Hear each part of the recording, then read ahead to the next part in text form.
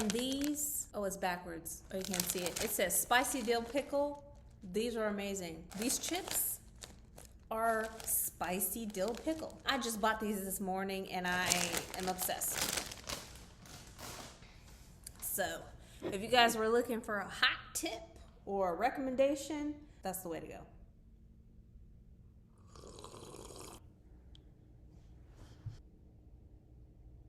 Hey y'all, it's Sarah. Welcome back. Today I have a bit of a life update. I moved to Philadelphia, Pennsylvania from Indiana. I've been here for about 3 months so far.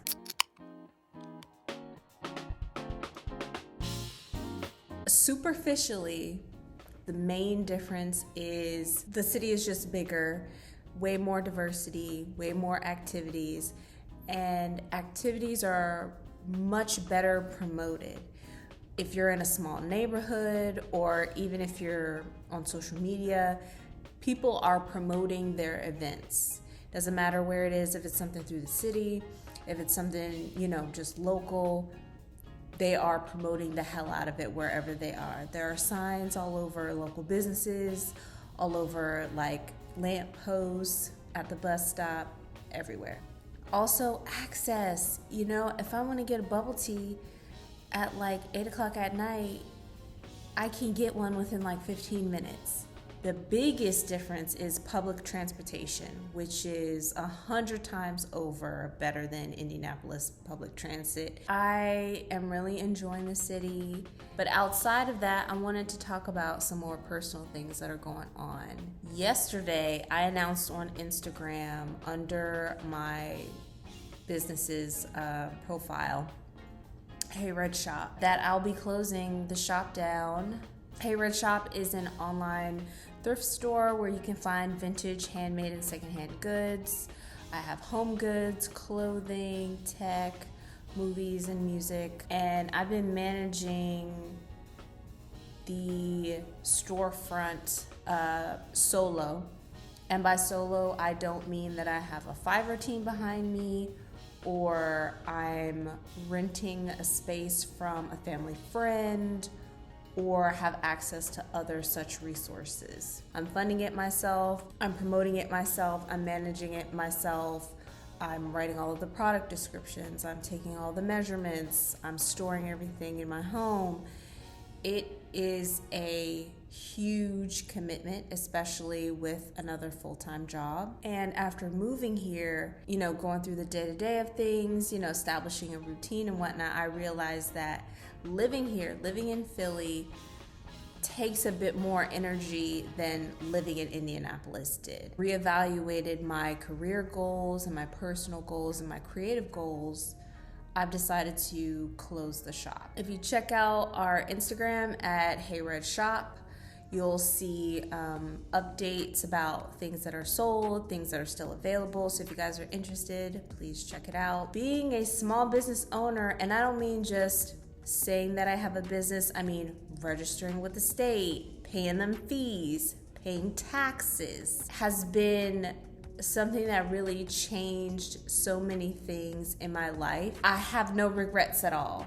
No regrets at all. What I've learned, I use the things that I've learned from being an entrepreneur every day.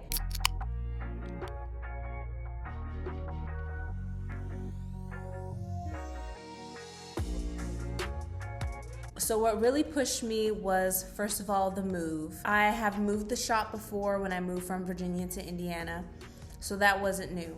But after I got here and I realized just some of the logistical issues that I'll have running a retail store this way from this specific location, it became clear that I needed to make some changes. And after living here for 3 months, I realized how important having my space, my home space is to me. While I didn't mind having a workspace, like a designated space in my home, I began to be stressed out by the sight of all of the packaging, shipping materials, marketing stuff, boxes, bags, just packs of things that are for the business and are organized and everything, but they are visible to my eyes because I live in a studio that has very limited storage. I can see everything.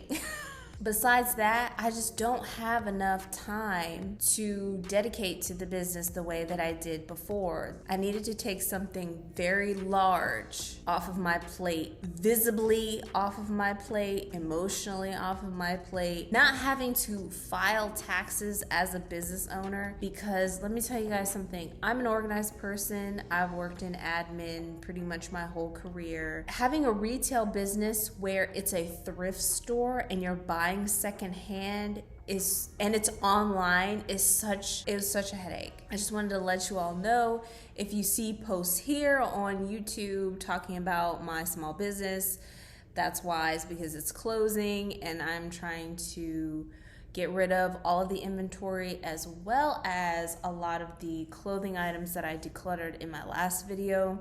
I decided I wanted to try to sell a few things, but thank you all for your support here. If any of you have bought from the shop, I really appreciate it. We're just gonna close that chapter and move into the next one.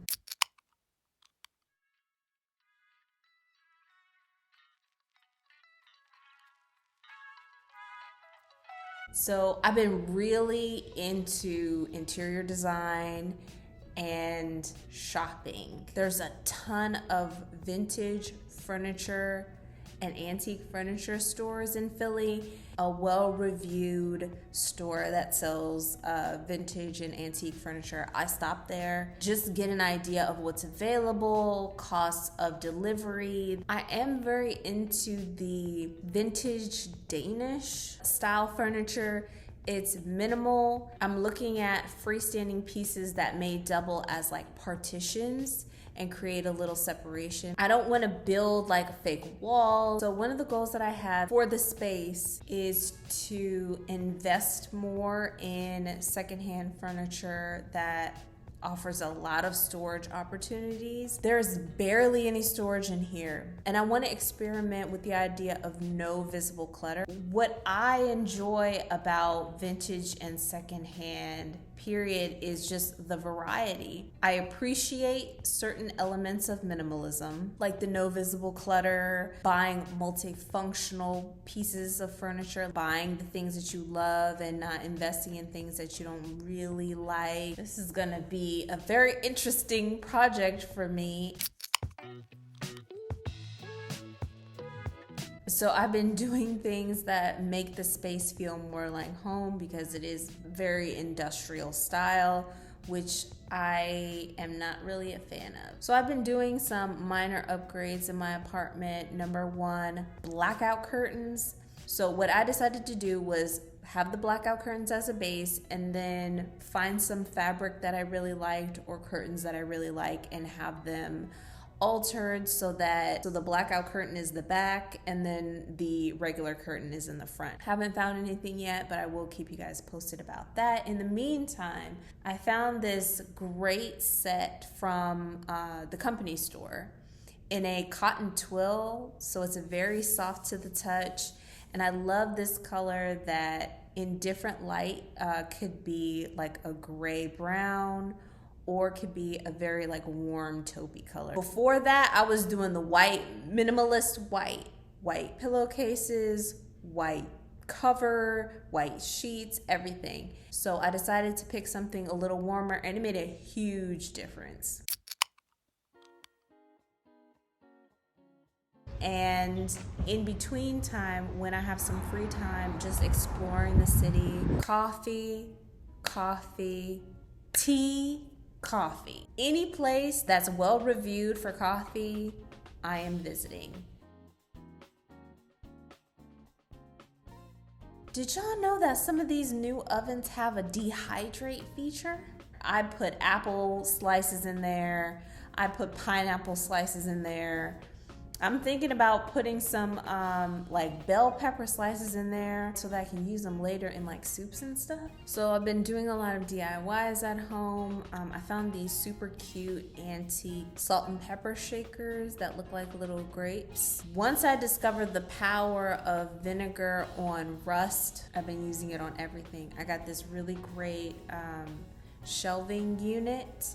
I think it is vintage. It's a Costco brand. I used it on that. The rust just comes right off. You got to keep an eye on it though, so that it doesn't start to like eat through. I had to replace some of the nuts and bolts on it that hold the shelves up because they were too rusted, and even after soaking in vinegar for a while, they still were kind of fragile, so I decided to go ahead and replace them. So I've been staying organized, cleaning, laundry.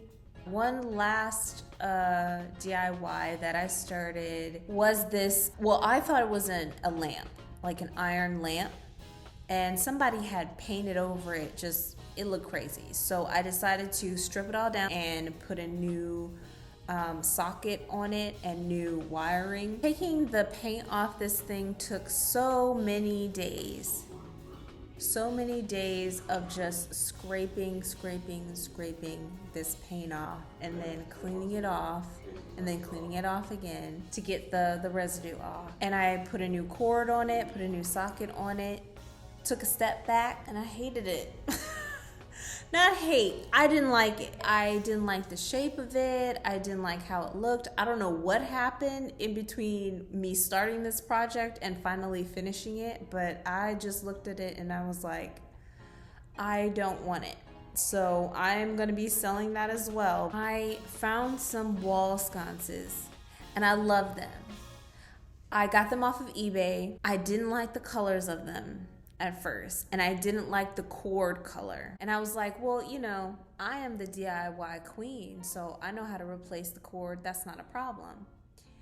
Until I started digging into switches, because they are wall sconces, so you have to have a switch to turn the lights on and off. Such a nightmare. And then making sure that the cord that you're choosing will fit through all the little openings that are in the light. Then I decided that I was gonna be super creative and artsy, and I was gonna spray paint them. I started looking online, and I ended up using a couple of different brands from Montana Can. They have a huge color range. They have spray paint that has different effects, like sparkle, metallic, etc. So I decided to go with spray paint that was very well reviewed and that people had used for projects like this. The thing is, spraying inside of a cylinder, when I tell you guys, every time I went to spray these, wind kicked up, because I was still in Indiana at the time. Wind kicked up, blew dust all over everything, so the grit got stuck in the paint before it could dry. I'm like, okay, I'll just do it again, and then again, and then again. I was so tired of them. So my perfectionist really came out on this project because I was determined to make it work. So I just put them away. I was like, I'll come back to it. I don't want to be bothered with this right now. Cut to me getting here, deciding to sell. I mean, you guys saw my declutter. There's a huge pile of clothes, vintage stuff, new stuff that is going to go. Deciding to close my shop, which would free up so much space in here, and looking into, you know, shopping for furniture and just walking around different vintage and secondhand stores is inspiring by itself.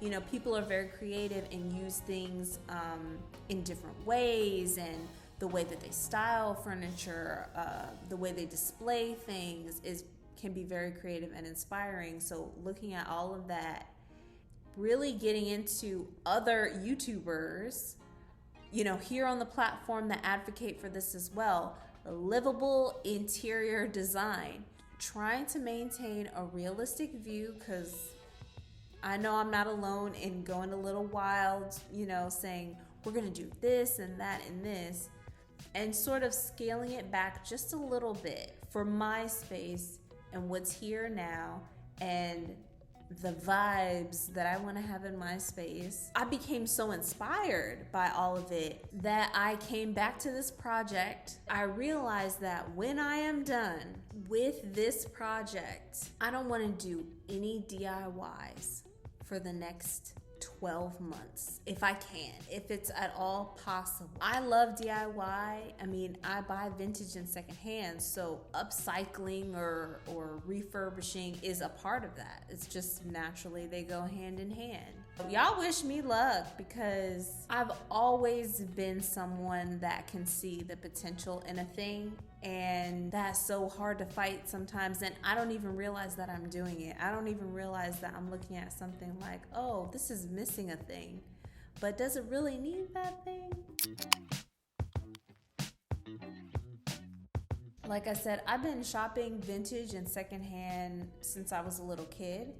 It is a part of my life naturally. Looking at it from a design perspective is very different, but also very exciting. People have some very strong opinions about home interiors and what to do and what not to do, what's tacky and what is timeless. And I just appreciate you guys spending your time here, and I'll see you all next time.